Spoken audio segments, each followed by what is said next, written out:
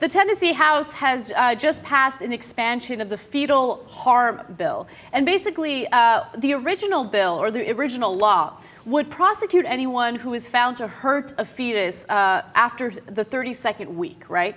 However, now they've expanded it, or they're attempting to expand it, so it also gives rights to embryos. Okay, so I can't wait for them to give rights to gonads. So if anyone is prosecuted, or anyone can be prosecuted for harming an embryo, which is basically the first 8 weeks of a woman's pregnancy.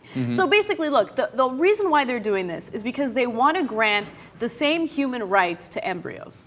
That's the whole point. And also, the whole point is to make abortion illegal. That's the whole point. And they keep going back further and further in time. There was that hilarious thing we covered, very recently, where they're saying now you're pregnant 2 weeks before you're pregnant. Okay, and that's why I say it goes all the way back to the gonad. Eventually, they're going to make kicking a dude in the balls illegal, saying you're killing thousands of potential children. This is a disastrous bill, and I'll tell you why. We did a story a few months ago, and it's one of the most unforgettable stories that we've ever covered, in my opinion, right? On women like Rennie Gibbs in Mississippi, who got prosecuted because she had a miscarriage. Now, the reason why she got prosecuted is because the right-wing nut jobs in her state decided to investigate her past, and they found out, hey, at some point in her past, she did drugs. Therefore, this must be the reason why she miscarried, right? They prosecuted her for that.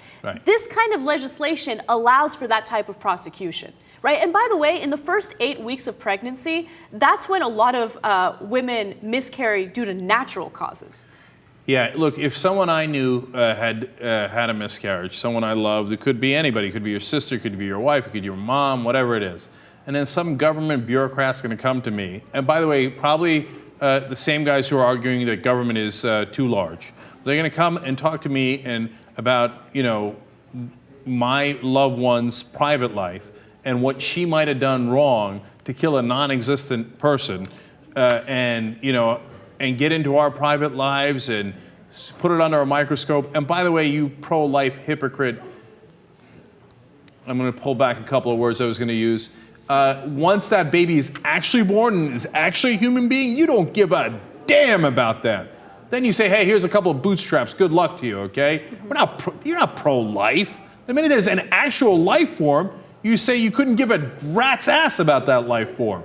You say, hey, good luck to you, man. I'm not going to help you. I'm not going to give any kind of child care. I'm not going to give daycare. I'm not going to give anything. I'm not going to give the mom any time off if she's got a job. They were against that bill when Clinton pushed for it. No, you're on your own, buddy. But if you don't actually exist, well, then they're your biggest fans. Why?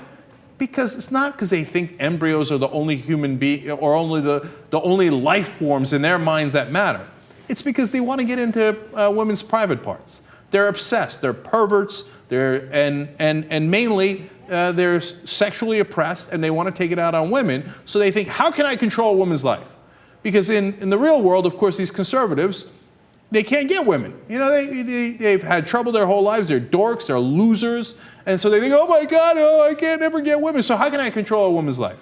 Well, I'm going to get into her eggs, and I'm going to get into her embryo, and I'm going to get into her uterus. I never could get in with it because of my own merit or talent. So I'm going to find a legislative way to do it, and I'm going to be a giant goddamn hypocrite about it, and I'm going to pretend the government's too big, but when it comes to this, I'm going to get right into the middle of the uterus and legislate from there because I'm a loser who never could get women in the first place, and then I want to make sure that if anything goes wrong, that I prosecute them for miscarriage or whatever it might be, and I'm going to get into their private lives because I'm a loser pervert who lives off of that crap.